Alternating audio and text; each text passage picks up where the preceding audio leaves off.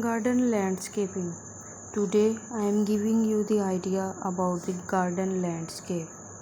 Landscaping refers to any activity that modifies the visible features of an area of land, including the following: living elements such as the flora, what is commonly called gardening, the art and the craft of growing plants with the goal of creating a beauty within the landscape. Hope you guys like my ideas. Please share my YouTube channel and press the bell icon for the latest update.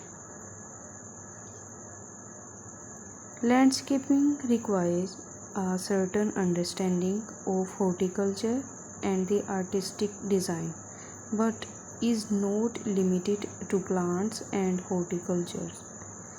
Sculpting land to enhance usability are also examples of landscaping being used. When intended as purely an aesthetic change, the term ornamental landscaping is used. In my video, you can get different ideas for their garden landscape. Please share my YouTube channel with your friends and press the bell icon for the latest update. Often designers refers to landscaping as an extension of rooms in your house. Each one has a function. Outdoor spaces have a vast amount of flexibility as far as materials and functions. It is often said the only limitation to outdoor space is one's imagination. Please share my YouTube channel.